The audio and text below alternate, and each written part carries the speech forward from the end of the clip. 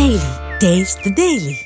విశాఖ జిల్లాలో ఆయన senior leader కొడుకును రాజకీయాల్లోకి తీసుకురావాలని తెగ ట్రై చేస్తున్నారు.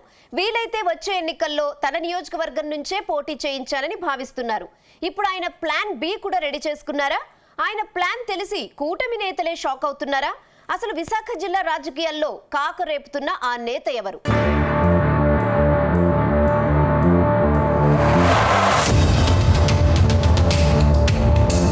విశాఖ జిల్లా భీమిలి నియోజకవర్గం అందరికీ హాట్ ఫేవరెట్. ఈ నియోజకవర్గం తెలుగుదేశం పార్టీకి కంచుకోట. విశాఖ జిల్లాలో కీలక నేతలంతా ఇక్కడి నుంచే పోటీకి ఎంతో మంది సుముఖత వ్యక్తం చేస్తూ ఉంటారు. ప్రస్తుతం భీమిలి ఎమ్మెల్యేగా గంటా శ్రీనివాసరావు ఉన్నారు. గత అసెంబ్లీ ఎన్నికల్లో భీమిలి నుంచి భారీ మెజారిటీతో విజయం సాధించారు ఆయన. అయితే తెలుగుదేశం పార్టీ రాష్ట్రంలో ఆవిర్భవించాక కేవలం 3 సార్లు తప్పించి మిగిలిన అన్ని సార్లు టీడీపీనే గెలిచింది. ఇప్పుడు ఎన్నికలకు మరో 3.5 ఏళ్లకు సమయం ఉండగానే వచ్చే ఎన్నికల్లో అభ్యర్థిగా ఎవరు ఉంటారనే చర్చ భీమిలిలో హాట్ గా జరుగుతుంది.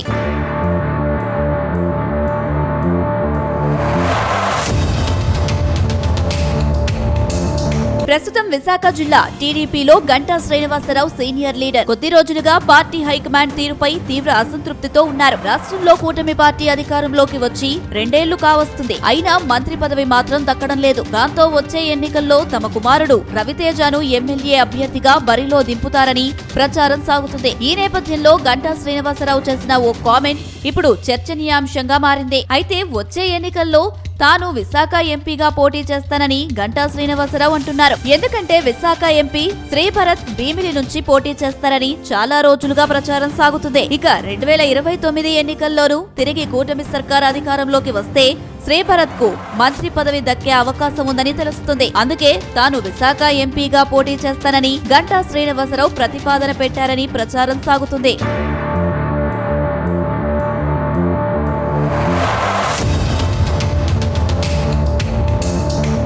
ఎవరైనా వారసులు అనేది వాళ్ళకి అదొక ఎంట్రీకి ఒక చిన్న యాక్సెస్. కానీ వాళ్ళు రాజకీయాల్లో ఉండాలా, వాళ్ళు సక్సెస్ అవ్వాలా, లేకపోతే ఎలా ఉంటారనేది అల్టిమేట్గా వాళ్ళ యొక్క కెపాసిటీ బట్టి, వాళ్ళ యొక్క హార్డ్ వర్క్ బట్టి ఉంటుంది తప్ప రాజకీయాల్లో కేవలం వారసుల వద్ద సక్సెస్ అవ్వాలని లేదు. ఎందుకంటే వాళ్ళకి ఒక ఈజీ పలాని గంటా శ్రీనివాస గారు అబ్బాయి, లేకపోతే పలాని ఎక్స్ వాళ్ళ అబ్బాయి, పలాని ఎక్స్ వాళ్ళ అమ్మాయి అని ఒక ఎంట్రన్స్కి ఒక ఈజీ యాక్సెస్ వస్తుంది. అంతేగాని అల్టిమేట్గా వాళ్ళు ప్రూవ్ చేసుకోవాల్సింది వాళ్ళు ఓన్గా వాళ్ళు ప్రూవ్ చేసుకోవాలి. వాళ్ళకి ఆ స్టామినా ఉండాలి, ఆ శక్తి ఉండాలి, ఆ హార్డ్ వర్క్ చేయాలి. అల్టిమేట్ గా డెస్టినీ కూడా కలిసి రావాలి. నిజానికి ఏపీలో ఎన్నికలకు మరో 3 ఏళ్ల సమయం ఉంది. అయితే పార్టీలో కొందరు నేతలు మాత్రం భీమిలి నియోజకవర్గం నుంచి పోటీ చేస్తారని, మంత్రి పదవి చేపడతారని చెబుతున్నారు. అలా శ్రీభరత్ మీద ప్రచారం పెద్ద ఎత్తున సాగుతున్న నేపథ్యంలో గంటా నోట ఎంపీ మాట వచ్చిందనే టాక్ వినిపిస్తుంది. తాజాగా ఈ విషయంపై ఎంపీ శ్రీభరత్ క్లారిటీ ఇచ్చారు. తాను వచ్చే ఎన్నికల్లో ఎంపీగానే పోటీ చేస్తానని, భీమిలి నుంచి పోటీ చేసే ప్రసక్తి ఉండదని తేల్చి చెప్పారు. దాంతో గంటా ఎంపీ, భరత్ ఎమ్మెల్యే అన్న చర్చకు ఫుల్ స్టాప్ పడింది. కానీ ఎన్నికలకు ఇంకా 3 ఏళ్లకు పైగా సమయం ఉంది కాబట్టి అప్పటికి ఏమి జరుగుతుందన్న చర్చ సైతం జరుగుతుంది. అయితే శ్రీభరత్ కేవలం ఎంపీ మాత్రమే కాదు, మంత్రి నారా లోకేష్ కి స్వయానా తోడల్లుడు. ఆయన ఇప్పటికే ఉత్తరాంధ్ర టీడీపీ రాజకీయాల్లో కీలకంగా ఉన్నారు.